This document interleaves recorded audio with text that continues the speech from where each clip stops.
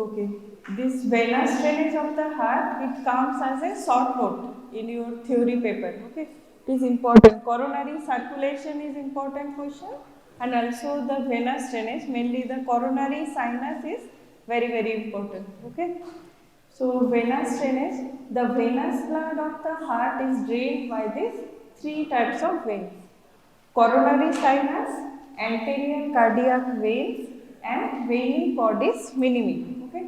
See here, this is the position of the coronary sinus in the atrioventricular groove, in the posterior part of the atrioventricular groove. About 60% of the venous blood from the heart enters into the right atrium, whereas remaining 40% enters into the different chambers of the heart. Okay.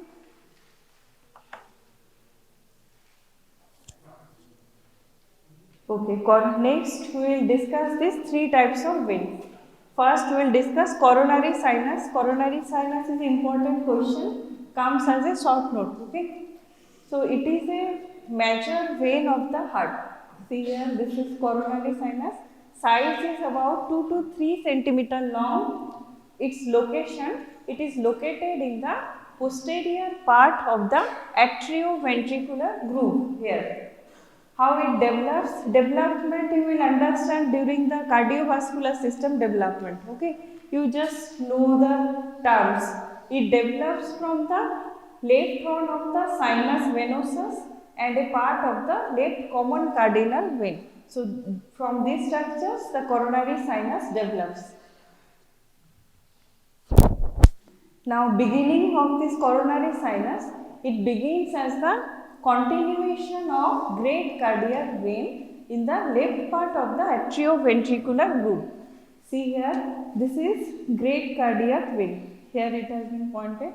Great cardiac vein lies in the anterior interventricular groove in between the two ventricles on the anterior aspect. Then it turns round around the left border of the heart, and from its termination the coronary sinus is started. Okay. So it begins as the continuation of great cardiac vein in the left part of the atrioventricular groove. This is the beginning of coronary sinus. Now termination. Coronary sinus opens in the right atrium. Here this is the opening of the coronary sinus, and its opening lies in between the opening of inferior vena cava and right atrioventricular orifice. This position is important. Opening lies in between the opening of inferior vena cava and right atrioventricular orifice. And the opening of coronary sinus is guarded by non-functioning rudimentary Thebesian valve. This Thebesian valve, it is important for your viva, and also during viscera it is asked. Opening of coronary sinus, it is guarded by a non-functioning rudimentary Thebesian valve. Okay. See, this is view from the posterior aspect. So this is posterior part of the atrioventricular groove, and this is the position of the coronary sinus. These are the ventricles. This is left ventricle. Here is the right ventricle. Okay. These are the atrium. Left atrium, right atrium. Here the superior and inferior vena cava draining into the right atrium, and 4 pulmonary veins are draining into the left atrium. These are the two divisions of the pulmonary trunk. Here is the arch of aorta. Okay. And see, these veins are draining into the coronary sinus. This is inferior or posterior vein of the left ventricle. On this side, left ventricle is lying, draining the wall of the left ventricle. This is middle cardiac vein. Middle cardiac vein lies in the posterior interventricular groove, and it is tributary of this coronary sinus. And this is small cardiac vein. Small cardiac vein on the right part of the posterior interventricular groove. It is also a tributary of the coronary sinus. And see here, this small cardiac vein originates as the right marginal vein. This is the right marginal vein lying along the right margin of the heart. Okay, And here is the left marginal vein which is lying along the left border of the heart and draining into this coronary sinus. Okay, and the coronary sinus starts as continuation of this great cardiac vein. Okay, and this is one oblique vein of the left atrium, that is also a tributary of the coronary sinus.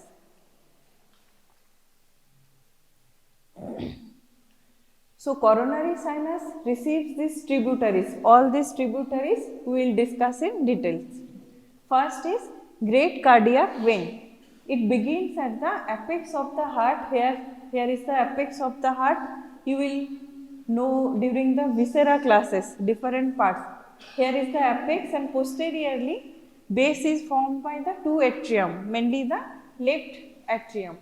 So in the great cardiac vein, it begins at the apex of the heart and it runs upward in the anterior interventricular groove, and then it runs in the left part of the atrioventricular groove, here left part of the atrioventricular groove, and turn around the left heart border and opens in the coronary sinus. So this is the course of the great cardiac vein, and it receives the blood from the left marginal vein.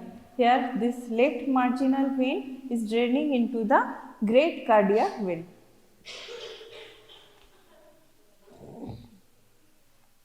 Next tributary is middle cardiac vein. It begins at the apex of the heart and runs in the posterior interventricular groove. Here this one is the middle cardiac vein, runs in the posterior interventricular groove, and it opens in the right end of the coronary sinus. Here it is opening into coronary sinus. Okay, next is small cardiac vein. It lies in the right part of the atrioventricular groove. Here is the small cardiac vein, lies in the right part of the atrioventricular groove, both on the anterior aspect and also in the posterior aspect, and opens in the right end of the coronary sinus. Here it is opening into coronary sinus, and it receives blood from right marginal vein. You can see this right marginal vein is draining into this small cardiac vein. Okay. Next is posterior vein of left ventricle. Also it is known as inferior vein of left ventricle. Here it is lying, inferior vein of left ventricle or posterior vein of left ventricle. It drains the diaphragmatic surface of left ventricle and it opens into the coronary sinus just left to the middle cardiac vein. Here it is lying left to this middle cardiac vein, draining the diaphragmatic surface of left ventricle. Now next vein is the oblique vein of left atrium or vein of Marshall. Here is the oblique vein of left atrium or vein of Marshall. It is a small vein that drains the posterior surface of left atrium. Here it is coming from above, here atrium is lying.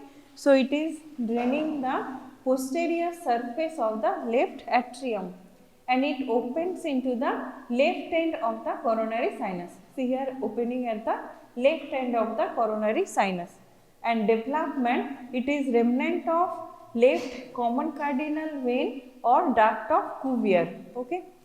This development of important because it comes as a MCQ question. Okay. Remnant of left common cardinal vein or duct of Cuvier. Next is right marginal vein. It runs along the inferior heart border. Here is the right marginal vein. Inferior heart border, it extends from this apex of the heart up to the opening of the inferior vena cava. This is the inferior border. Here is the left border along which this left marginal vein is lying. And here is the right border. Right border is formed by joining of these two great veins, superior vena cava above and inferior vena cava above. So you can see the right marginal vein is lying along the inferior border. Okay. It runs along the inferior heart border and opens into small cardiac vein. Here it is opening into small cardiac vein, and sometimes it opens directly into the right atrium. Okay, that is some variation of opening. Now left marginal vein, it runs along the left heart border and drains into coronary sinus. Here is the left marginal vein. It runs along the left heart border and draining into this great cardiac vein and drains into coronary sinus. Okay, so these are the three veins draining the heart. Anterior cardiac vein, which opens directly into the right atrium, coronary sinus, and the veni cordis minimi. They open in all the four chambers of the heart, most numerous in the interatrial septum. So, coronary sinus is the main vein of the heart, lies in the atrioventricular groove on the posterior aspect, and termination it opens into the right atrium and guarded by a valve, Thebesian valve. Okay. And these are the tributaries of the coronary sinus: great cardiac vein, middle cardiac vein, small cardiac vein, posterior vein of left ventricle, oblique vein of left atrium, left marginal vein, right marginal vein, which opens in small cardiac vein. Okay, so these are the tributaries of the coronary sinus. Okay, so if coronary sinus comes as a short note, you have to write down it beginning, then termination, guarded by a valve, and all these tributaries you have to write down. Okay. Next is anterior cardiac vein. They are 3 to 4 in number. See here, this is the position of anterior cardiac vein.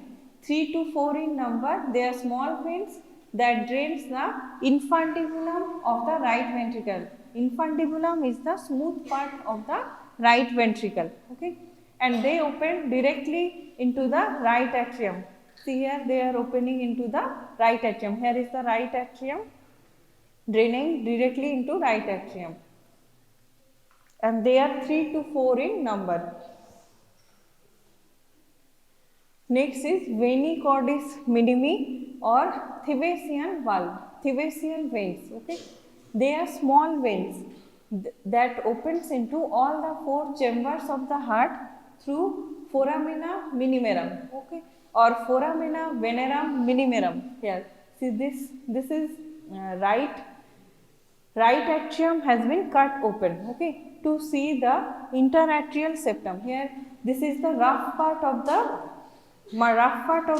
right atrium. These muscular ridges are known as musculi pectinati. Okay, and here is the crista terminalis, which is a longitudinal smooth ridge. Okay, along the crista terminalis, here along the right border of the heart, it has been cut open to show the interatrial septum. And these small openings in the interatrial septum, you can see these are the positions of the foramina venerum minimerum. Okay, and these are most numerous in this interatrial septum. These openings are present in all the four chambers of the heart. Okay, so these are small veins open into all the four chambers of the heart through foramina venerum minimerum. Okay, this is enlarged view of this interatrial septum. Interatrial septum, here these are the openings of foramina venerum minimerum. Here is the opening of inferior vena cava. Okay, and in this part, here is the tricuspid annulus, or connection between the right atrium and right ventricle. Tricuspid valve is there. So you can see, and this is the opening of the coronary sinus. Okay, so you can see the position of opening of coronary sinus is lies between the opening of inferior vena cava and in between the opening of tricuspid annulus or right atrioventricular annulus. Okay, so the opening is lying in between these two openings, opening of inferior vena cava and tricuspid valve. Okay, okay, that's all. So this is the venous drainage of the heart. Coronary sinus, very very important for your short note. And other veins are veni cordis minimi and anterior cardiac vein. Okay. Any queries?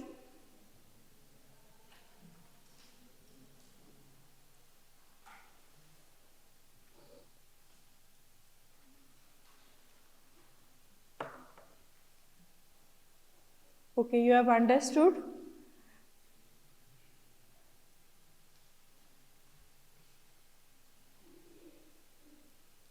Okay, see the position of different veins, tributaries.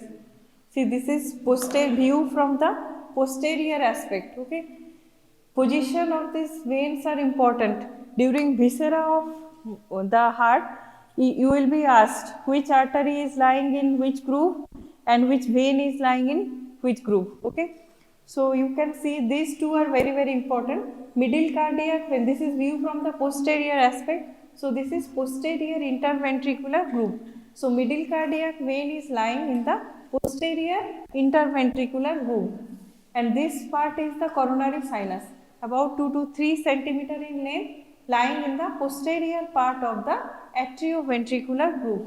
Okay, and here in this right part, here lies the right part of the posterior atrioventricular groove. Here lies the small cardiac vein, and on this side, left part of the atrioventricular groove, here lies the great cardiac vein.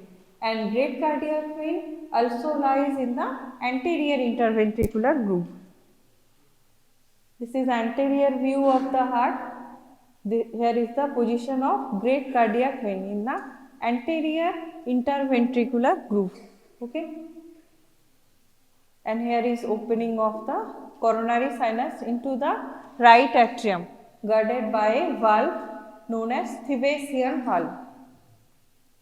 Other tributaries you can see, here is the inferior vein of the left ventricle. This is right marginal vein along the right inferior border of the heart, and here is the left marginal vein along the left border of the heart. Okay. And in this view you can see the base of the heart. This part is the base of the heart, which is formed by the two atrium, right atrium and left atrium. Mainly 2/3 part is formed by this left atrium, 1/3 part is formed by the right atrium, and this is diaphragmatic surface of the heart. It is formed by the two ventricles. Okay. Here also this is the apex, here is the inferior border you can see, and this is left border, and here is the superior border.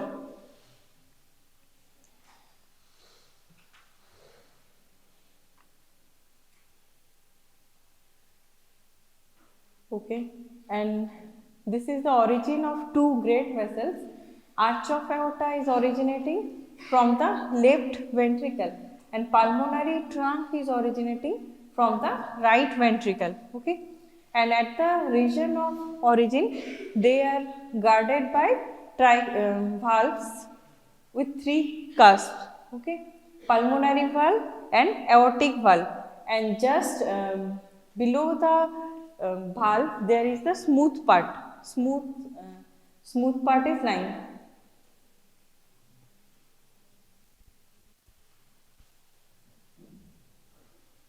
Okay, so any queries regarding this topic?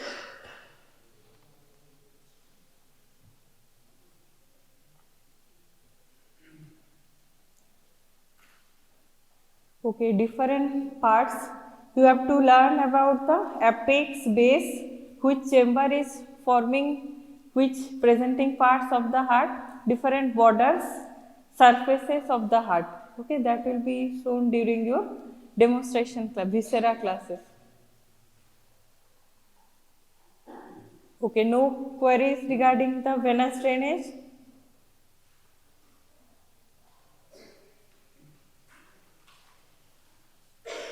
Okay, so that's all for today. Okay, thank you. So once again, with this embryology, General embryology we have covered. The difficult most part of this general embryology till now. So this rough riding with this general embryology is over almost. So what you have done so far in last 4 weeks or nearly 4 weeks about the embryological development, we learned this particular single cellular gamete after meeting with this other counterpart from this unicellular zygote that transforms into, divides into, and happens to be forming into different layers. So from one cellular layer, it forms cavities, it forms different kinds of layer which is going to be transformed into different parts of the body. So we learned that particular embryo initially was a two-layer space, we call them as a disc, germ disc, which was covered in above and below by some cavities which was lined by some cells.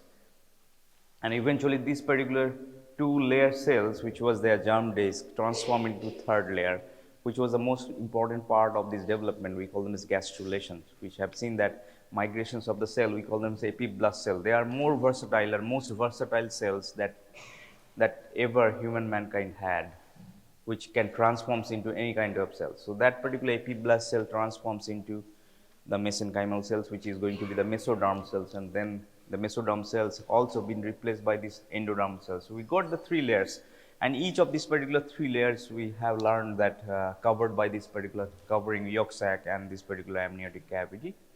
And within this particular element, this epiblast layer, we see that particular the neural development, which is the formations of the primitive brain that start happening with this primitive streak, primitive pit, and that particular new relations is triggered by this infolding of this epiblast as well, which is going to give rise this new relation, the neural tube, which was the flat thing, and then it merged together, formed a fold, and eventually get rise to this tube formation. And that particular tube elongated, differentially grew in the cranial part. It has made this particular brain or brain vesicle, which is having a three-part, forebrain, mid part, and the hind part, which happened there. And then we have the spinal cord, which was growing at this particular point. Now, this particular region we have sailed through, and we learned this particular thing which is going to talk about the easier part of this thing.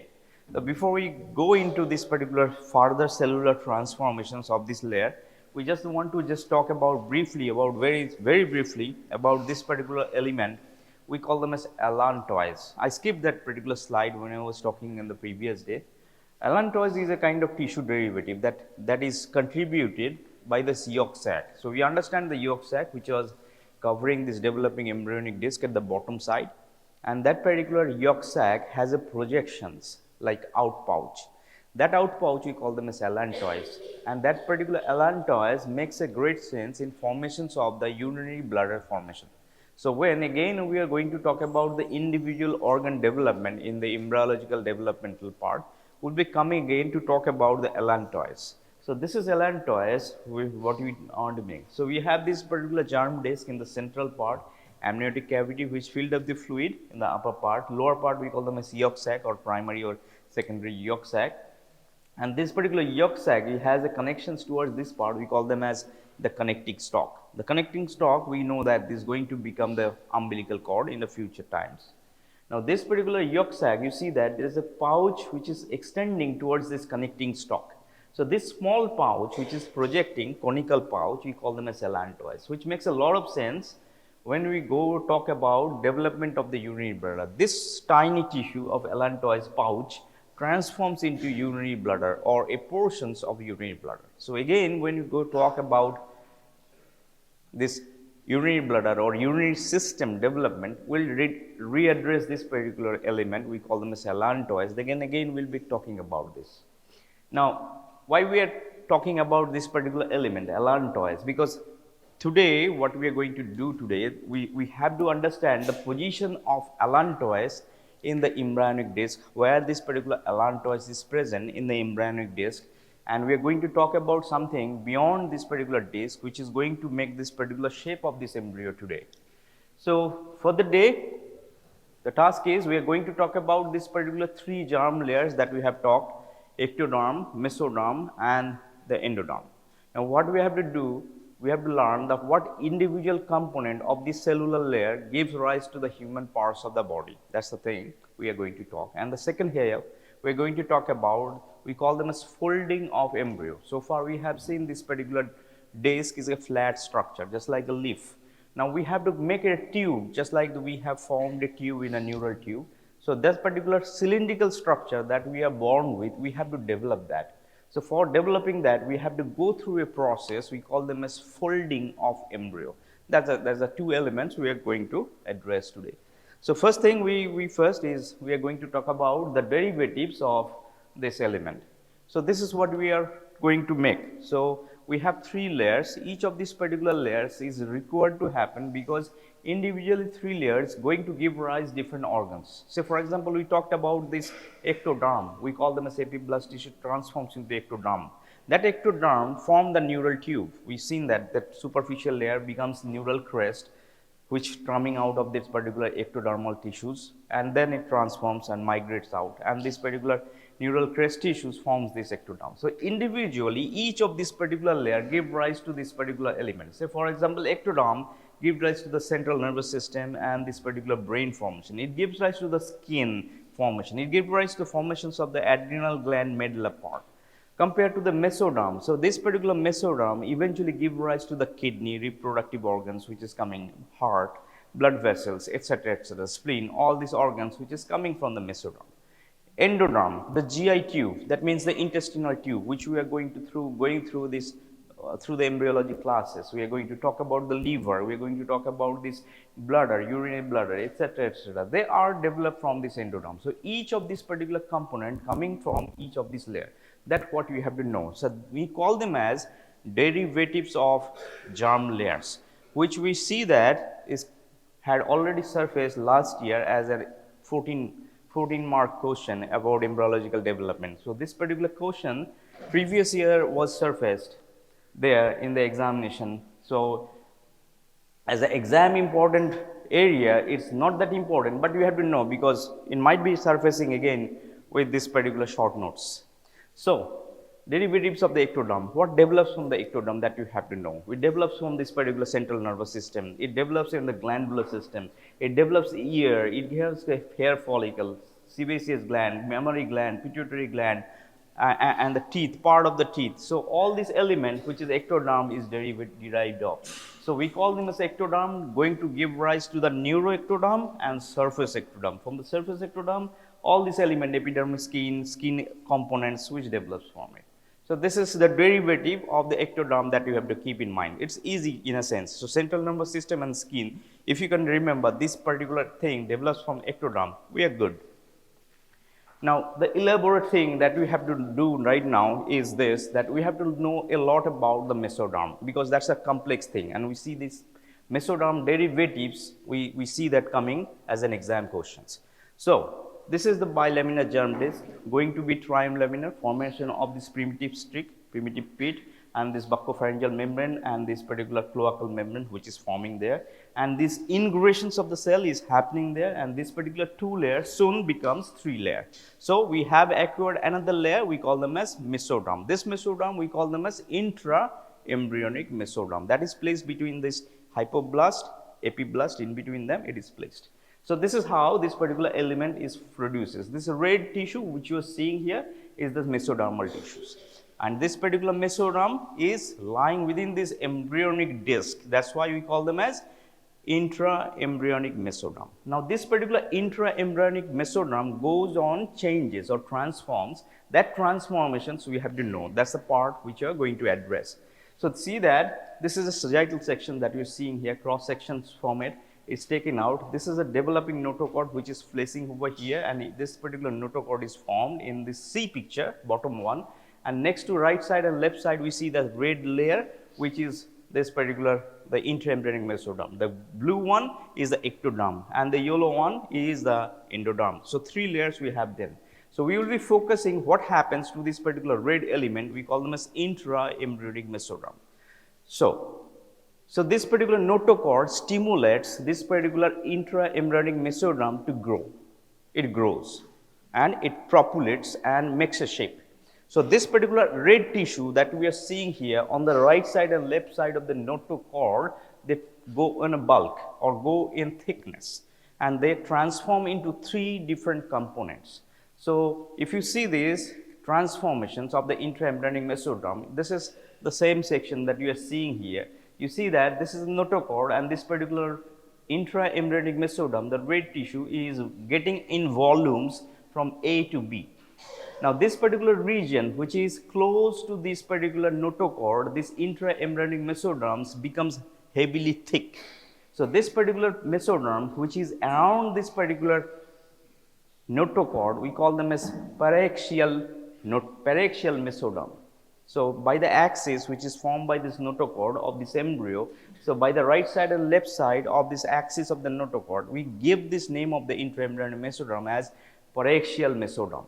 Next to that, most laterally, the part of this mesoderm, we see that there is an appearance of holes in here. So this particular vacuum or vacuoles which is appearing on the lateral part of this intraembryonic mesoderm, we call them as lateral plate mesoderm, where this particular vacuum appears slowly, small hole appears, small cavity appears here. So this part we call them as most lateral. If it is a midline one, this is a lateral side, easily can be figured out. And this region we call them as lateral plate mesoderm. Now, then we are left with the space which is lying between this midline or close to midline and the lateral part, intermediate region. The intermediate region of this mesoderm, we call them as intermediate mesoderm. So, there are three different domains of this particular mesoderm or intraembryonic mesoderm can be figured out. So, we have a better visual on this. So, this is the scanning microscope picture, and we have used three different color codes. So, this green one is the notochord. This is the neural tube which is formed by the induced by this guy, which is formed over there. Roughly this picture is corresponds to the age of 4th week, progressed 4th to 5th week of age of this embryo is there. Now you see that this particular region is the mesoderm. So this region is mesoderm. This is the upper surface which is ectoderm, and this one is the endoderm. So these are the three different layers which is there. Now around this axis next to that, this mesoderm, we call them as the yellow one, we call them as paraxial mesoderm. Next to that we have these lateral extremes, we call them as lateral plate mesoderm, which holds the cavity, you see that, which has a vacuum in it. And in between them we have a tiny area, we call them as intermediate mesoderm. So these three transformation or three segmentations of mesoderm is important. You have to memorize these names, because memorizing these names, segmentations of this thing develops into different organs. We'll be talking about very soon. From each of these component develops three different regions of the body. That's what we are going to talk today. Now you see that within this particular lateral plate mesoderm appears a coelom. We call them as intraembryonic coelom. So this particular coelom was not there before. So here this particular vacuum or cavity which appeared, they joined together, and after joining together they create a single cavity. That single cavity which is present in here, we call them as intraembryonic coelom. Now this particular cavity which happened in the lateral plate mesoderm, intraembryonic coelom, splits this mesoderm into two layers. One is the layer which is going along with this layer which is the amniotic layer, and which is dropping down over here with this yolk sac layer. So we get these two layers of this lateral plate mesoderm which is holding a cavity in between. This cavity we call them as intraembryonic coelom, that future going to be the intraembryonic body cavity. The intraembryonic body cavity, that means the thoracic cavity, the abdominal cavity together. Without partition this was happening. Getting it what I am trying to say? So this transformations which is taking place over here is this coelom, we call them as intraembryonic coelom, which in future going to be intraembryonic body cavity, that cavity which is occupied by the lungs, livers, etc., this cavity which was yet to be developed. And then we have this layer which is the mesodermal layer. So the mesodermal layer of this intraembryonic mesoderm which is covering this yolk sac, we call them as visceral layer of mesoderm. And whereas this covering of this lateral plate mesoderm which is covering around this particular amnion, we call them as parietal layer of mesoderm. So we get the same parietal layer and the visceral layer, splankling layer and somatic layer of mesoderm which is around this particular coelom or cavity. So, once again, we get this particular intraembryonic mesoderm, which eventually segments into 3 different domains. That 3 domains we call them as this one, next to this particular midline, we call them as next to this midline paraxial mesoderm. ওই দুজন উঠে চলায় এখানে চলে ওই পুরো বেঞ্চটাই চলে ওই যারা গাদাগাদি করে বসে আছে অল অফ ইউ তুই থাক এইখান থেকে হ্যাঁ চলে পুরোটা চলে এখানে চলে move over here So we have left with 3 mesoderm which is transformed over here,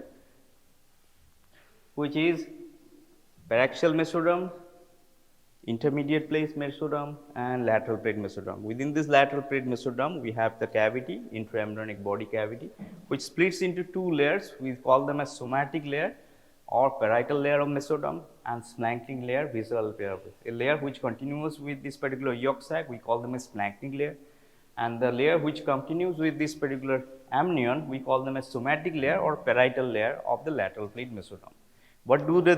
They hold the cavity which is going to be the intraembryonic coelom. That particular coelom is going to be the future body cavity. So, this is what we are going to talk. Now, this particular region we call them as the paraxial mesoderm, the yellow one, shows further transformations. Soon we see that this particular layer which is known as this paraxial mesoderm go on segmentations like this. So, this particular paraxial mesoderms make small cubical blocks like this, one after another, and this particular cubical blocks do not appear at the same point of time. They appear slowly. They appear from this particular neck region, we call them as occipital region, and then they gradually keep on forming and form down. So, this cubical block we call them as somite or somitomere. So, these names you have to keep in mind. So, we call these cubical blocks of this paraxial mesoderm. So, not other mesoderm like intermediate mesoderms, so the lateral plate mesoderm, they do not show this particular somite formation. Only this particular yellow guy which is shown there, that particular region we call them as paraxial mesoderm, shows on further development, keeps on segmenting, breaking down into segments. Though these segments they keep on forming starting from this 20th day of the development, they keep on forming there, which develops in the occipital region first, and then slowly by the end of the 5th week the total count of this somite or somitomere is 44. Now, they keep appearing every week or every day, they keep appearing, the number increases every day. So, if you count this particular number of a developing embryo, we can get an age of this embryo. So, this particular appearance of the somite can be measured, can be recorded, and this thing appears as a particular time. We call them a somitoclock. So, this particular observing these somites can exact date of this embryo can be figured out. That's a separate entity. So, this particular somite which is formed around this particular paraxial mesoderm surrounding this particular developing neural tube, you see that this is neural tube which is folding over here in the cervical region. It folds first and then zips up and zips down, and then we see that this is 2 pores which is eventually present, anterior neuropore, posterior neuropore. They closes eventually 4th week of age and 5th week of age, or else all the neural material will be washed out. We see that clinical complications if they are failed to fuse, what happens to the individual. But anyways, let's focus on this particular region, we call them as paraxial mesoderm. So, paraxial mesoderm breaks down into region, we call them as somite. So, this is the same picture that we are looking at, little bit advanced stage. This is the developing neural tube, this is the notochord that you are seeing here. This region is paraxial mesoderm which actually form the somites in this region. So, this particular somite which is formed in cubical block can be split into 2 parts.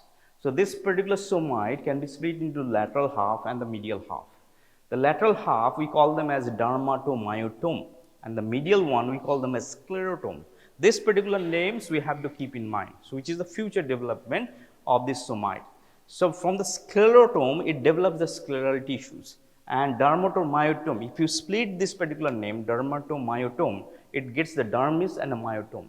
That means from this particular dermatomyotome component of this paraxial mesoderm of the somoid develops derma, that means skin, and muscles, myo.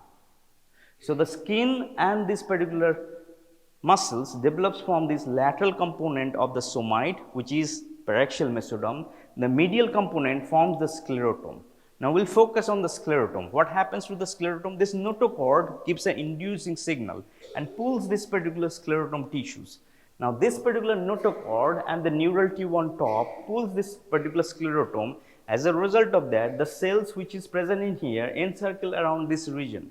From the right side, this sclerotome and left side sclerotome, they coalesce and forms together a common mass with the scleral tissue, which forms the vertebral body.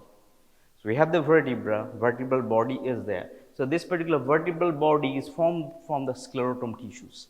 And this particular sclerotome tissue moves in different directions, like ventrally, laterally, moves on different directions and forms these projections on different directions, like transverse process, neural arch around this particular neural tube. And this is how the vertebra is formed around this particular neural tube, which is developing in region, which is the spinal cord. So this is how this particular region is formed.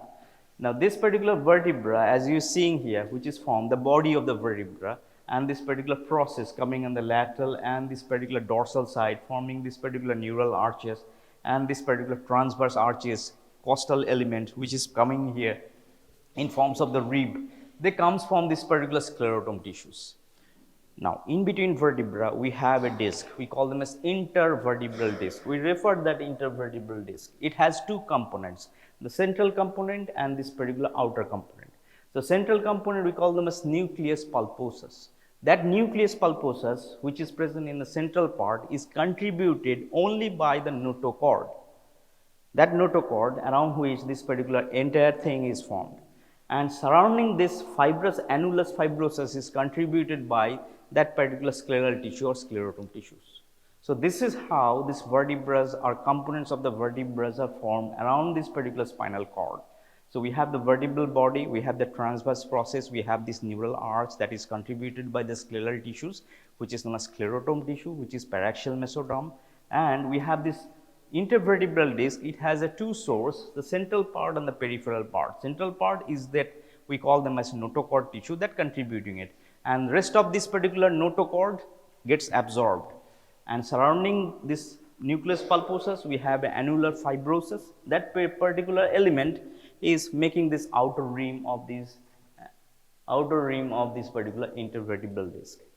So notochord should normally, in a normal healthy individual, should be present as the nucleus pulposus. That's the only legit existence of notochord in adult human body. Rest of the notochord should be replaced, absorbed, destroyed, etc., etc. If any remnant of the notochord remains to be there beyond this particular nucleus pulposus, that remains as an abnormal tissues, and then we call this as abnormal tissue growth over here as chordoma, which may be most commonly we can see this chordoma present around this particular cervical region or lumbosacral region where it develops into. So this particular chordoma is a notochordal tumor or notochord remnant tumor, which normally should not be present. So this is what transforms from the somoid. What is the somoid? That is the paraxial mesoderm. The paraxial mesoderm transforms into sclerotome. Sclerotome forms what we have learned. It forms the myotome that gives rise to the muscle. It forms the dermatome that forms the skin. So this is what develops entirely from this somoid. Somoid means paraxial mesoderm. Next to paraxial mesoderm, we have the intermediate mesoderm. From the intermediate mesoderm, that tiny tissue develops from the genitourinary system. That means it develops the kidney from there. It develops the gonads from these particular tissues, which is intermediate mesoderm is. So this particular intermediate mesoderm transforms into this particular element. Then we are left with the lateral plate mesoderm. We have talked about lateral plate mesoderm beforehand as well. So this particular lateral plate mesoderm holds a body cavity which swings around this particular amnion and yolk sac, and this particular cavity which holds here, which is going to be the future, the intra-abdominal body cavity or intrathoracic body cavity. So that particular element swings around, forms this particular element. We call them as the intra-embryonic coelom or intra-embryonic body cavity. So this particular layer, parietal layer, visceral layer, is forming around this particular central body cavity that we have, forms this particular lateral, comes from this particular lateral pit mesoderm. So this particular fate of individual mesoderm is very important. We see that this particular thing is several times coming as an exam as fate of this particular each component of the mesoderm, like a somoid component, like intermediate mesoderm, and this particular lateral pit mesoderm. So this is one of the questions that is there in the last year. So we'll see that how it is coming in the further year as well. So this is very important region that you must prepare about this element. So this is the first section of this discussion today that we are going to have. Transformations of these different mesoderms into different components. So then we are left with this embryo to talk about what further development happens to the embryo beyond that part. But before that, let's see what you are doing at home. I understand that you are not studying, but that's your choice. If you are not studying, you can expect you are not passing. That's guaranteed.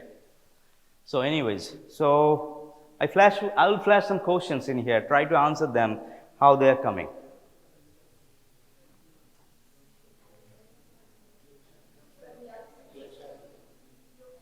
Which answer?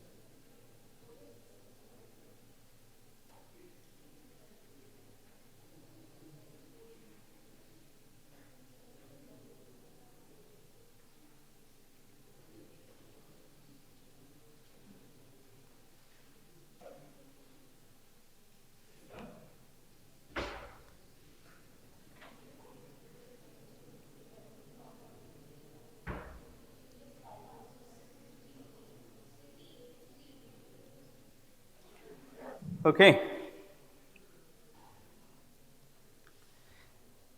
This brings us to the end of this particular session on embryo. So we have this embryo developed this far, we call them as disc.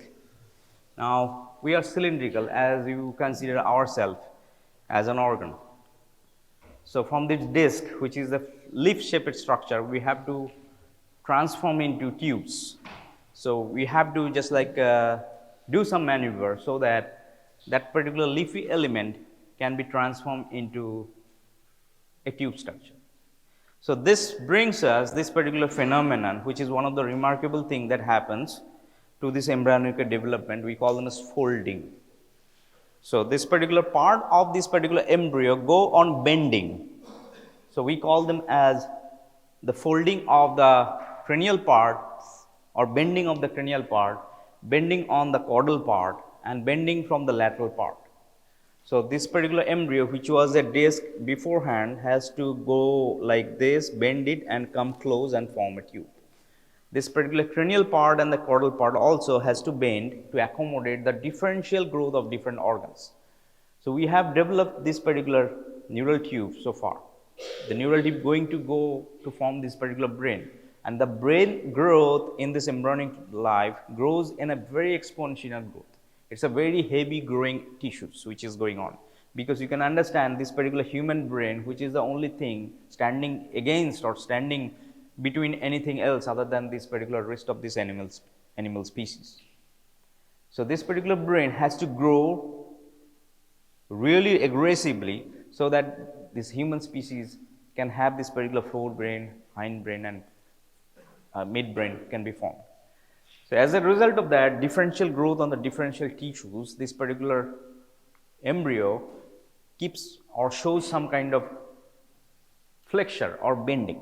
That particular bending we call them as folding, which is this particular germ disc getting into folds over there. So there are three forms of bend that is observed in this particular embryonic phase. A bend which is happening in the cranial part, a bend is happening in the caudal part, which is forming in these two axes, and then bend we have on the lateral extremities. This is going on. So we have a link on this YouTube. If I have time, I can just like display as well. You can just like go and check with this YouTube displays, which gives a visual about the animations of this particular folding. Now this is what we have developed so far. We have this particular tube. Now we have a sequence of the thing. If you are looking from the top, we have this particular tissue, which is cranial-most part of this embryo is lying. This is the cranial-most part, this is the caudal-most part, it is connected with a connecting stalk to this particular region. Now you see that most anterior tissue which this particular embryo has developed over here, we call them a septum transversum. This is a connective tissue which is formed in this particular cranial-most part of this particular developing embryonic disc. This septum transversum eventually in an adult develops into a part of it develops into the diaphragm, which we just addressed in this previous day session. So the septum transversum, which is most cranial most. Then we have this particular circular element, we call them as cardiac or pericardial sac, which is also starting to grow in this particular during this particular 4th week of life. So this particular embryonic region, which is next to this particular septum transversum, is this particular cardiac cavity, also is known as pericardial cavity, with this developing cardiac sac. And then we have this particular region, we call them as buccopharyngeal membrane, which we mentioned about the 2D region, two-dimensional. That means it's the only region where we have these two layers existing, which is the epiblast and the hypoblast only existing in this layer. And then we have this particular neural tube, notochord, and everything together going on. So this is the front to back, this was this element which is there. Now this is what we are seeing here, the neural tube is growing, and this particular neural tube keeps on growing and overlooms over this particular growing tissue and grows over there. If you see this particular element, this particular neural tissues comes on over here, which is going and further developing. So as this particular neural tissue develops, as a results in the cranial most part loops back or makes a bend like this. So this particular bend, which is created in this because of the overgrowing of this particular neural tissue along with this particular thing, pushes this particular structure down and ventrally. So as a result of that, this particular embryo, this particular brain grows, and this particular growing brain grows further and pushes this content which was anterior to it down and under. That means go anteriorly and goes in ventral aspects. So as a result of this, the orientations of this particular structure that we have seen, septum transversum, cardiac tissues, and then we have seen this particular buccopharyngeal membrane switch the position. So this was before this particular bending happened. We have the sequel of the thing, septum transversum first, then we have the cardiac tissues, then we have the buccopharyngeal membrane, oropharyngeal membrane, then we have the forebrain. Now forebrain overgrows over these regions and grows above and grows heavily. As a result of that, the weight of the growing brain pushes this particular cardiac tissue down, pushes the septum transversum down, pushes this oropharyngeal or buccopharyngeal membrane down, and then it moves, curves into ventral aspects and results in the final positions of this. So it switches the position. So then we get this particular position. First is forebrain, then we get this particular buccopharyngeal membrane, then we have this heart, and most lastly we have this particular septum transversum pushed down and reaches to near to this particular throat region. So then we have further development of the brain, which is making this particular cranial thing goes farther and eventually pushing down to the septum transversum, reaching to this particular region, we call them as the thorax region, or the junctions of thorax and abdomen, and it stops there. And then we have this cardiac tissue lies on top of it, and then we have this mouth which is formed here. We call them as oropharyngeal membrane or buccopharyngeal membrane. Then we have this particular head, neck, and the brain developed. So this is how this particular cranial folding or head folding happens and switches the orientations of the structure. Initially, this particular orientation was like this and like this, and then because of the overgrowing brain pushes these things down, and this particular thing ventrally switches this particular septum transversum into this particular lower in position, ventral moves ventrally more, and then we have the cardiac tissue lies on top, and then we have this oral cavity, and then we have the brain. So this is how this particular orientations of switching of this particular thing happens. We call this particular bend as cephalic bend or head fold bend. So this head fold bend happens to occur in a cranial post part of this particular embryo. Then similar kind of bend or similar kind of change happens in the tail end of this embryo. So again, the sequence matters here. So if you look at this particular sequence of the structures that is present in here, from to here, this is the primitive streak or primitive streak which is present in this region. This is before bending which is happening. So primitive streaks was there. Then we have this cloacal membrane. Then we have this allantois, which is out pouch of this yolk sac. So this is a sequence of anterior to posterior. This was there. Then we have this bend which is taking place because of this particular primitive strip disappears, and this allantois and everything goes down, and yolk sac moves inside. So result of this particular element, this is carving down and switches the position likewise. So as a result of this, we have the sequence before the bend or before the folding. We had this primitive streak, then we have the cloacal membrane, then we have the allantois, and as a result of that, when this particular bend happens in the tail end or tail region, the switch of position happens to occur. So this particular allantois moves in the front position. So this is the allantois which grows into this particular yolk connecting stalk. Then we have this particular cloacal membrane. Then we have this primitive streak happens in the back region, which forms the sacral region. Okay. So this particular bend or folding which happens in the caudal region, we call them as tail bend or caudal bend, which switches the position of this particular embryo in the lower pole and switches the positions of these embryo structures in the cranial region. So this particular bending which is happening to take place, this cranial fold and the caudal fold, they are happening simultaneously at the same point of time. It is not that like the head fold is happening and followed by the tail fold. They are happening to bend like in the same point of time because of the overgrowth or differential tissue growths. So this is carving down. This is the two thing which is making this particular thing, embryo, to carve. Now this particular curvature which is completed or accompanied by another fold which is known as lateral bend or lateral fold.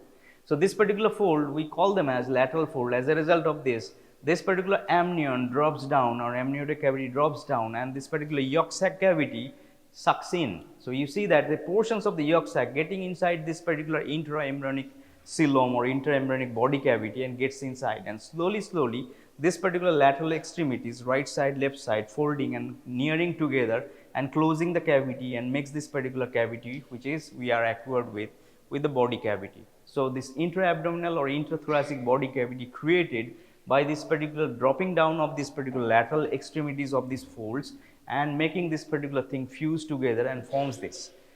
Remarkable thing with this particular lateral fold over here, you see that this is a yolk sac. A portions of the yolk sac is taken by this particular developing embryonic fold, and a portion gets inside the body cavity and forms this particular tube. This particular tube, which is derived of this particular yolk sac, going to make the future gut or the gut tube.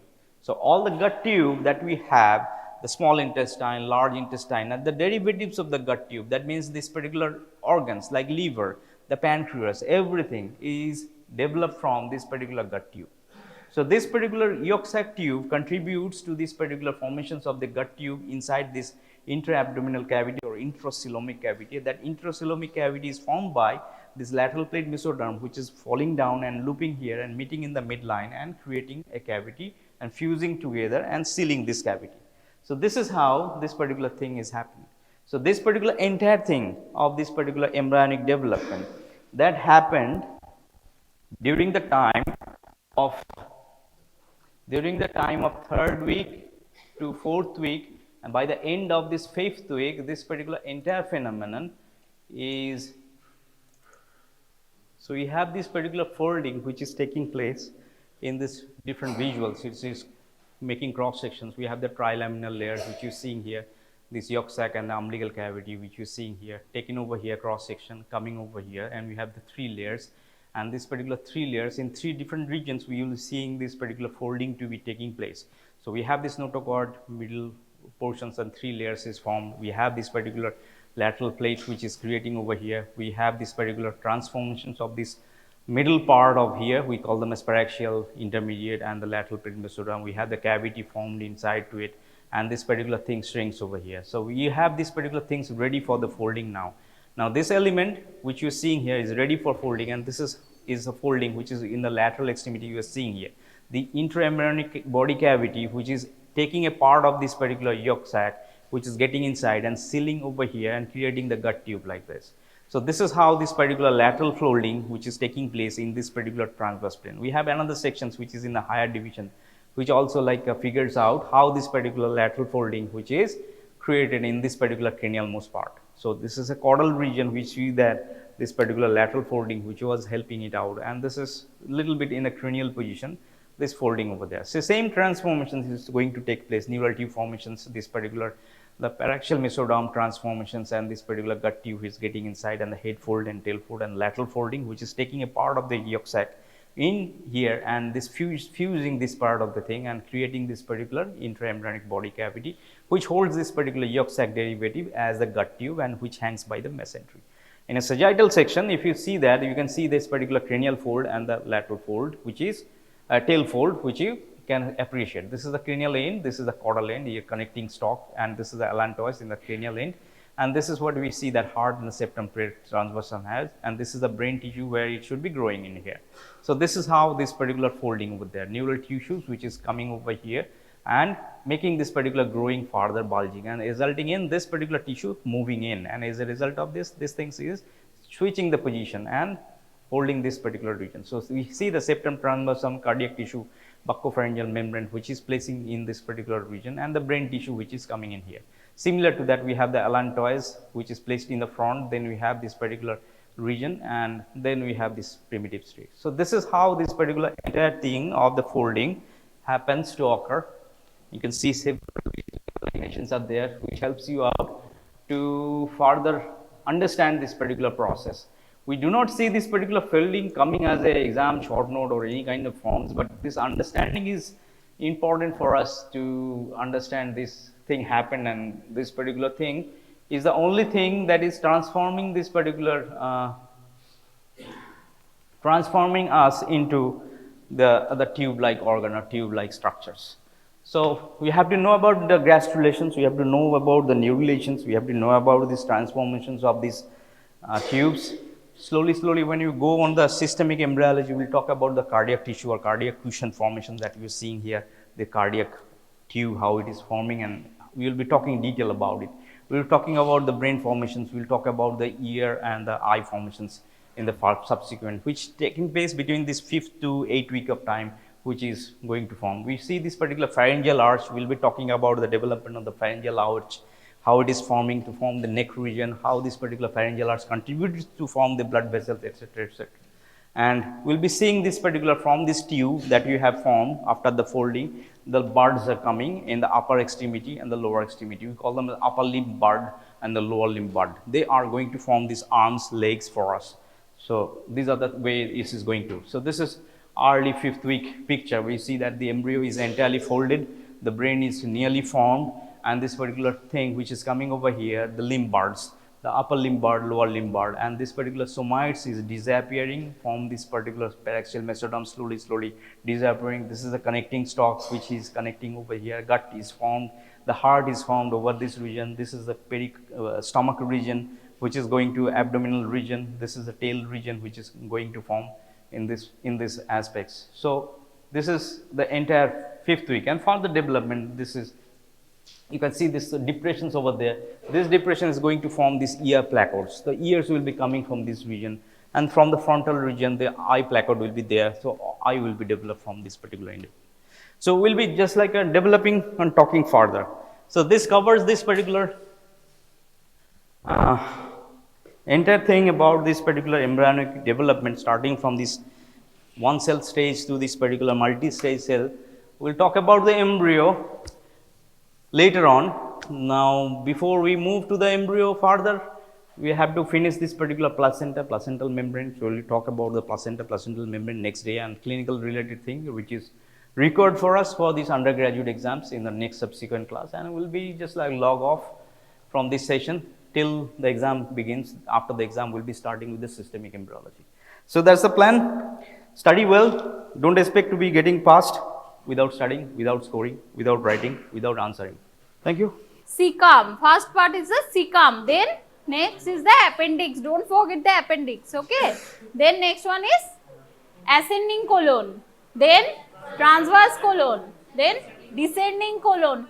Sigmoid colon. Then rectum, anal canal. Okay. So write it down. The large intestine consists of cecum, appendix, ascending colon,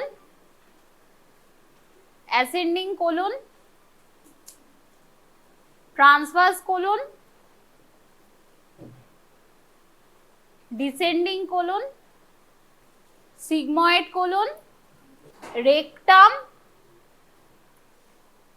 Okay, sigmoid colon and next part ki rectum. Okay, then the last part is anal canal. Okay, so this is about the large intestine, right? But what is the peculiar thing here? If you say the transverse colon, how does it is belong in same level? No, তাই তো দুটো কি same লেভেলে থাকে? Transverse colon is a horizontal colon, right? So is it become in same level for right side, left side? No. Which side is below? Right side. কেন right side below হবে? Because এখানে কি আছে? Liver. ঠিক আছে? So liver is occupied this portion. Appendix পাওয়া গেছে আর কিছু নেই, simple columnar okay. So what I am talking about the transverse colon. Okay, so right side is little bit belower. Okay, why? Because the presence of liver. এটাকে কি বলে? Right সাইডের কর্নারটাকে বলে hepatic flexor.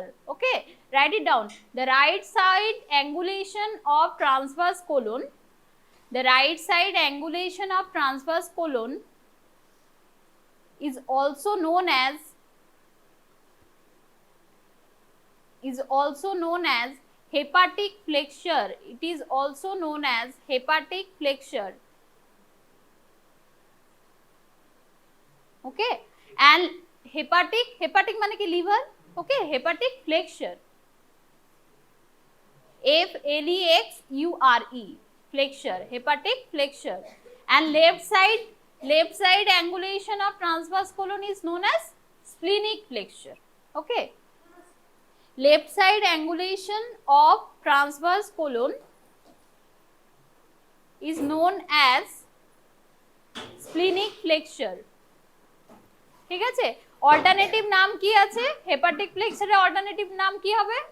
Right colic flexor.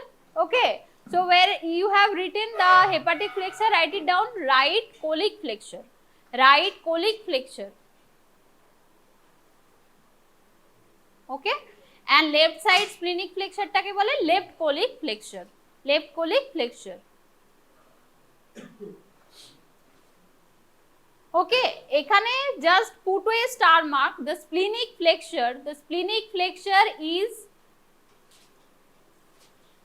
2.5 centimeter higher than the hepatic flexure. So got my point? Splenic flexure is above, hepatic flexure is below. Okay, so we will go for the diagram, then we could understand. So what are the function of large intestine? So absorption of water, which is very much important. Okay, just ask some patient to take the water, you put the stethoscope, okay, in the abdomen. So you will find there one is a gargling sound. Where? At the point of large intestine. বোঝা গেল? কারণ জলটা যেটা খায় সেটা পুরোপুরি স্টমাকের যে পাইরোলিক ক্যানেল দিয়ে পুরো চলে যায় কোথায়? Where it will go? It will go to the large intestine. Okay, so water absorption mainly taking place where? To the large intestine. Okay, and rather than which are the other subject? Other object that would be absorbed? Drugs, very good. Drugs are minerals, electrolytes, okay, electrolytes, okay. Are ke absorb hoy? These two things, one is vitamin B12, that you all know, vitamin B12, arekta ki? Vitamin K, okay. So as because these two, you know, the vitamin B12 and vitamin K is very much essential for what? Coagulation. Already I told you which is the vitamin K dependent pathway.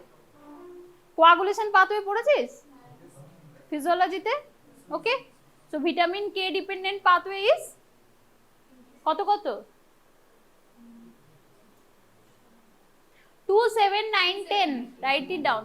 Vitamin K dependent coagulation pathway is 2, 7, 9, 10, 2, 7, 9, 10, okay. আরেকটা কি hematopoiesis. Hematopoiesis is very much important thing, okay. So these two vitamins are very much essential. Suppose anybody is not taking the non-vegetarian food, okay.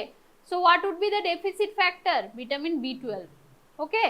And vitamin B12 is very much essential for nerve.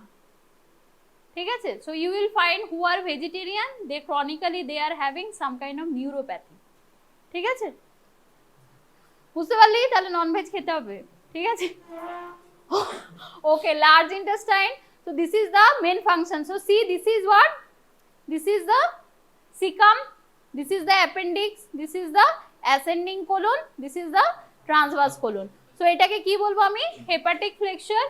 কেন hepatic flexure টা নিচে? কারণ it is right side occupied by liver, okay. And left side this is the splenic flexure, okay. So this is higher, কতটা higher? 2.5 centimeter. And which thing is passing through this line? That is known as transpyloric plane. মনে থাকবে? Which one is crossing this transverse colon? সেটা হচ্ছে transpyloric plane. Transpyloric মানে কি? It is traversing to the pylorus of stomach. ঠিক আছে? Surface অ্যানাটমিতে এটা ভীষণ ইম্পর্টেন্ট। ট্রান্সপাইলোরিক প্লেন, ঠিক আছে? এই প্লেনটাকে বলছে ট্রান্সপাইলোরিক plane. Then next one is descending colon. This is the sigmoid colon. Then rectum and anal canal. Okay, so this is the part of large intestine. So rather than absorption of water, formation of fecal mass and production of mucus. Mucus is also very much important. You will get lots of goblet cell over there, okay, in the large intestine. Okay, so see, this is the circulature. Ever if you see the gross anatomy, okay, gross anatomy of large intestine. Gross anatomy means macroscopic anatomy. You could see by your eyes, right? So what are the three features? Write it down. Three feature, macroscopic feature of large intestine are, এবার ভালো করে দেখ, ঠিক আছে? Large ইন্টেস্টাইনটা ভালো করে দেখ। What are the characteristic? First one is you are seeing lots of this kind of thing. These are known as hostration or sacculation. ঠিক আছে? So number one feature কি লিখবি? Hostration. দেখ, just see the spelling over here, hostrum. Okay, so hostration হচ্ছে first feature, hostration or sacculation, okay. Then second feature কি? If you see that throughout the large intestine, you could see at the middle there is one band like structure, okay. You could see it is coming throughout the gut, this middle, এই যে band like structure, this is known as tinea coli. These are known as tinea coli. So second one is tinea coli. Okay, so first one hostration or sacculation, second one is tinea coli. A third ki pabo, if you see this band like structure, you could see there are some fibrofatty tissue that are coming out from the tinea. What it is called? It is called as appendices epiploicae. এখানে কোথাও লেখা নেই, okay, just write it down, appendices epiploicae. Appendices epiploicae. So these are the three features. Appendices epiploicae. EPILOCIAE. Epiploicae. Okay. এই appendices epiploicae, if you see, there are three types. Okay. So we will study in gross anatomy যখন আমাদের abdomen হবে তখন. So just for now, just remember three features. একটা কি? Hostration or sacculation. Then tinea coli, then third one is appendices epiploicae. Okay, So if you see the appendix, এখানে কি tinea দেখতে পাচ্ছিস? So there is no tinea, no hostration, no appendices epiploic, একটাও feature থাকবে না। Okay, and if you see the rectum, which one is absent? Tinea coli নেই, appendices epiploic নেই। Okay, but hostration is present। Okay, so by that way you could say the features. So see, this is the abdominal aorta and how the blood is going throughout the large intestine. Okay, so what it is called? It is called as mesentery. Okay, it is called as mesentery. Now this thing already we told how the feces is formed. These are formed by the indigestible food particles along with water and electrolyte. Okay, and it lacks intestinal villi. Key main feature. So have you studied small intestine? No, not yet, right? Histology hoyeche small intestine hoyeche. So you know what are the features of small intestine? কোথায় হলো? Stomach হয়েছে তো sir পড়িয়েছেন। আচ্ছা, তাহলে কি কি feature আছে বল small intestine? Microvilli, villi and microvilli, আর কি থাকবে? পেয়াস প্যাচেস, আর কি থাকবে? Brunner's gland. Okay, so these are the features of small intestine, but you would not say any intestinal villi. Okay, but what is the differentiation? So write it down. These are the features for vermiform appendix. Okay, histological feature. So you have seen appendix is a small structure, minute structure, so lumen would be small. Number one is there would be small angular lumen compared to the thick wall.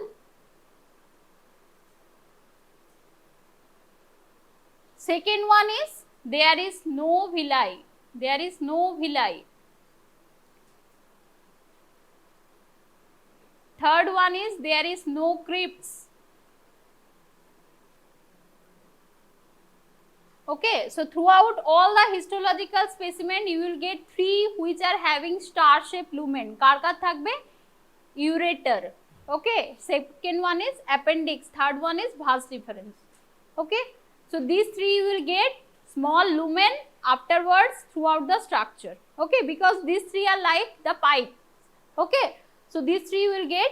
So what is the basic characteristic histological feature you have to write? That is ring of lymphoid follicles. Appendix ke ki bole? Aggregation of lymphoid follicles. Okay, tonsil ke ki bole? Aggregation of lymphoid follicles. Suppose any infection in the stomach, first thing to inflame ke? Appendix. Okay, so that's why ring of lymphoid follicles with germinal center. So what is germinal center? Lymph gland already আমরা পড়েছি কি germinal center টা। So outside there would be one halo. Okay, so that is known as germinal center. Okay, and where it would be present at the lamina propria. So you know mucosa has got three layer. কি layer বলেছিলাম? Epithelium, then lamina propria, then muscularis mucosa, right? So lamina propria has got these lymphoid follicles. Okay, so write it down. Ring shaped lymphoid follicles consisting of germinal center at the lamina propria of the lumen, at the lamina propria of the lumen. Okay, then what about the muscularis mucosa? Muscularis mucosa is not adherently formed, it is disrupted. Okay, this is another characteristic, disrupted muscularis mucosa, disrupted muscularis mucosa. Okay, so these are the features of vermiform appendix. Okay, so see, this is the picture. So what are the thing you could see? The lumen is small and it is irregular. Okay, where you have written the small, there you write it is irregular also. Okay, it is not circular, you could see. Okay, so first layer e amra ki pabo? Epithelium. So epithelium contain very few intestinal gland. Okay, very few intestinal gland. Okay, and epithelium consists of so many cells. দেখ কতগুলো cells আছে। First one কি থাকবে? columnar cell, goblet cell, Paneth cell. Paneth cell কি secrete করে? Lysozyme secrete করে। enteroendocrine cell, then M cell, then lamina propria. Okay, so write down these are the structure, these are the cells: columnar cell, goblet cell, Paneth cell, enteroendocrine cell and M cells. Okay, lamina propria we already told ki pabo, the lymphoid follicles. কোনগুলো lymphoid follicles? You could see this violet color circular thing. Okay, so these are the lymphoid follicle. কোথায় থাকছে এটা? Lamina propria. Okay, and if you see the muscularis mucosa, see it is disrupted. You could see here it is not there. Okay, again here it is not there. Okay, so disrupted muscularis mucosa. Is it muscularis mucosa disrupted? Okay, then submucosa te ki thakbe? Lymphatic tissue. Next layer is submucosa. Dekh etate maje maje in between you will get what? These are the lymphatic tissue. Okay, and last one is muscularis externa. You know, two layers: inner circular, outer longitudinal, and the last one is serosa. Okay, so you have to say this much about the appendix. Okay, first epithelium, first lumen, irregular lumen, epithelium, how many cells are there? Okay, then next one is lamina propria. You have to say the lymphatic follicles having germinal center. Okay, then muscularis mucosa is disrupted, submucosa te few lymphatic follicles are there. Then coming the muscularis externa having two layer, inner circular, outer longitudinal, last one is the serosa.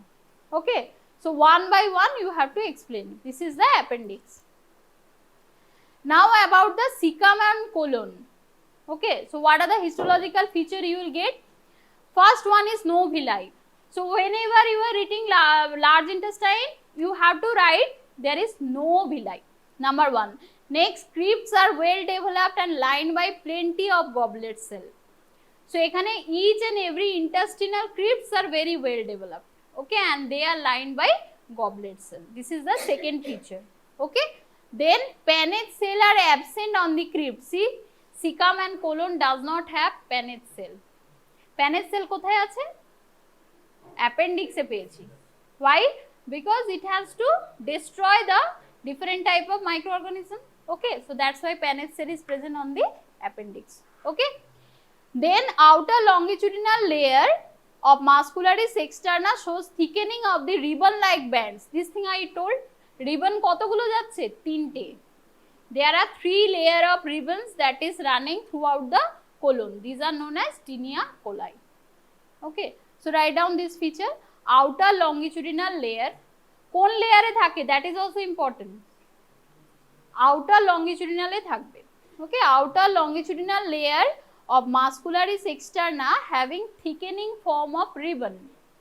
Thickening form of ribbon like the bands in 3, these are known as tinea coli. These are known as tinea coli. Okay, and serosa te ki thakbe? That, see, this is the spelling of appendices epiploicae. Okay, so what is this? These are the fat filled pockets. These are the fat filled pockets.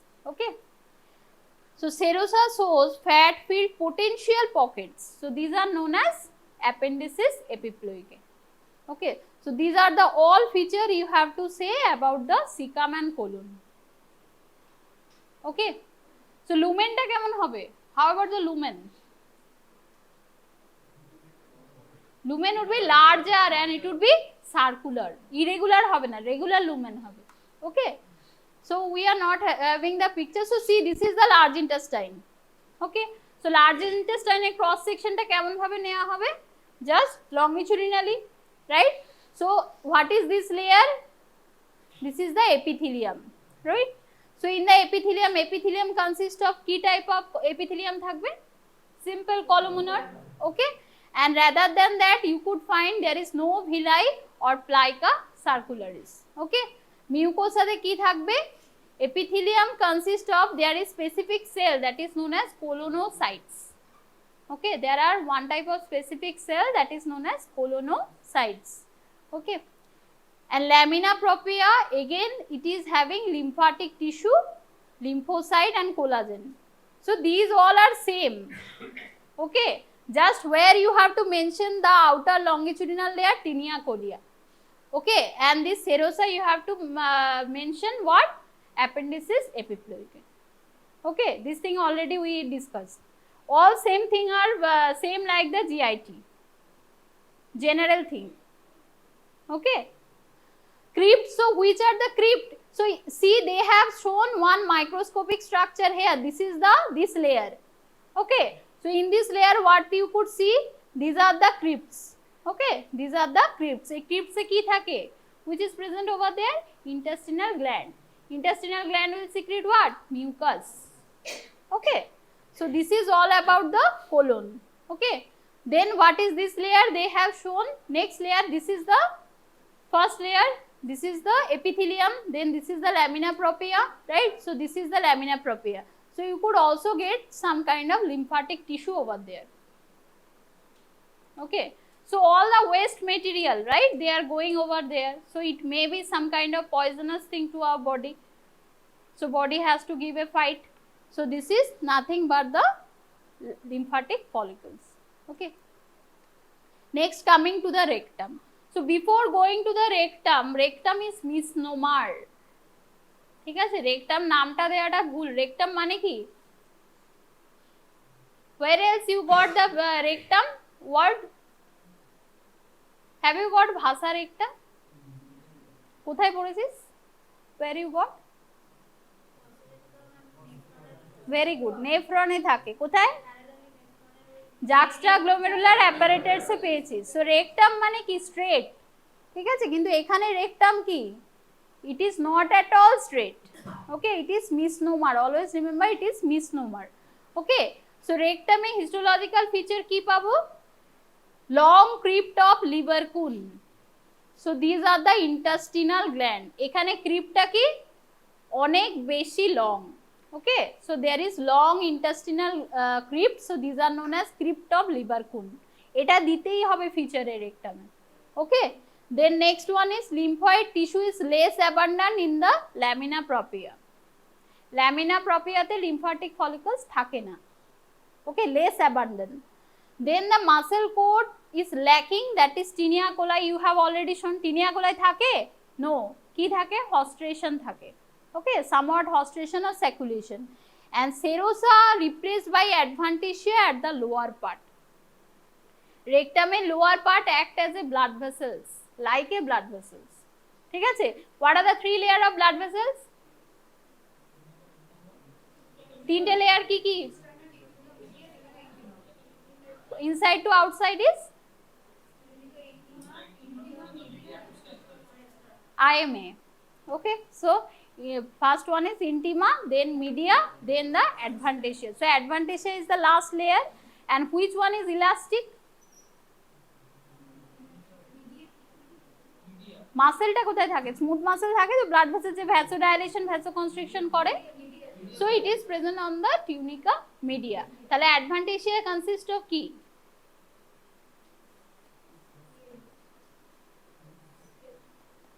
ধর intima having the epithelium, right, epithelium ইনসাইডে আছে, তারপরে হচ্ছে মিডিয়াতে হচ্ছে muscle layer.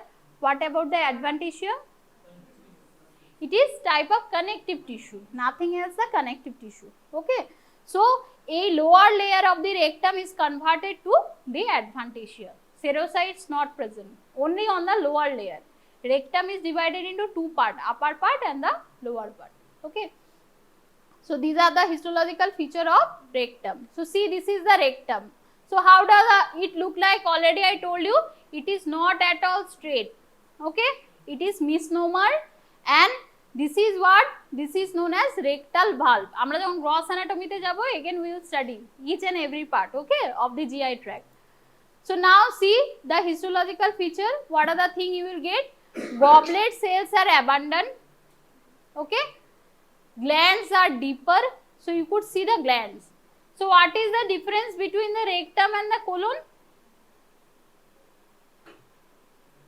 যদি histological differentiation করা যায়, what is the difference? Crypts থেকে শুরু করতে হবে। Crypts are smaller in size in where? Large intestine, but it is long in the rectum. Okay, then second point কি হবে? Glands are present deeper where in the rectum, okay, but it is present superficial on the large intestine, okay. And then you could see this complete muscle coat. Rectum is very strong structure, okay, so that's why this muscle coat, see how nicely it is formed, okay. So there would be complete muscle coat, okay, and remaining whatever you studied, it would be same like the GIT, okay. You may include the lower part of rectum, last layer serosa is converted to adventitia, you may write, okay. So these are the feature of rectum. Rectum slide is not important for your MBBS, okay.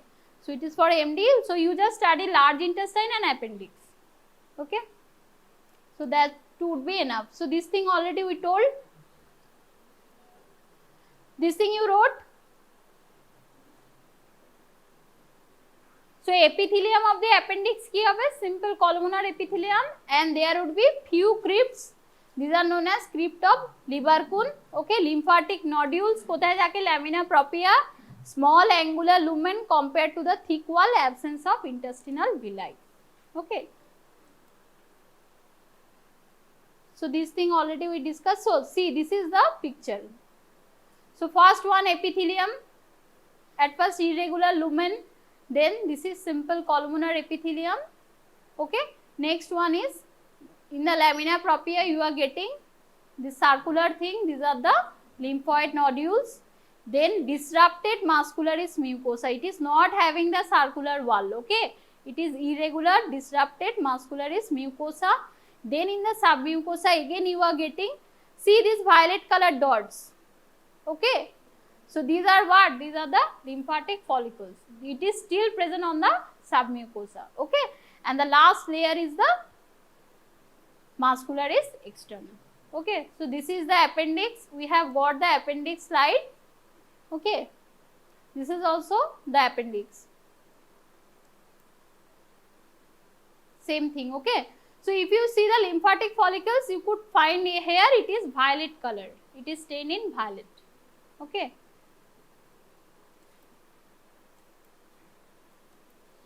So see, this is the large intestine. If we are having the slide, how does it look like?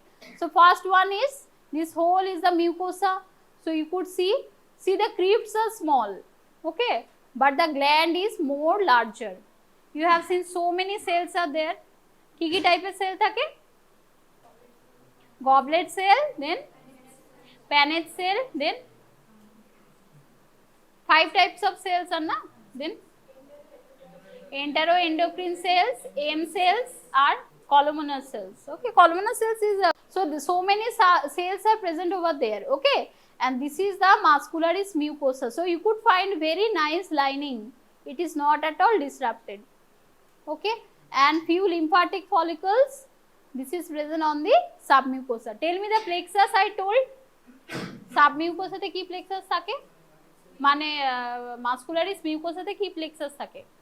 Mesenteric plexus submucosa te thake, right? So what about these two muscle layer? Myenteric or ayurvach, both are same, myenteric or ayurvach. আর মেসেন্টারিকটা কোথায় থাকবে?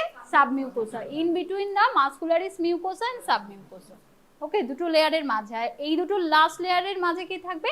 Auerbach or myenteric plexus, same plexus of nerve and blood vessels, okay. So see, this is the columnar absorptive cell. So this is, you could see, this is simple columnar epithelium, okay. So you just take a snapshot. This is the snapshot for large intestine, okay. This is the snapshot for large intestine. So this is the lumen. So just think about that. It is the large intestine. They have taken one slice, okay, so that this structure and these structures are similar, okay. Both side you are having this longitudinal gland, okay, and inside this one, in the submucosa, you are having these lymphatic follicles, okay. So this is the slide for large intestine, okay. So just go and see the appendix and the large intestine, okay. So that's all.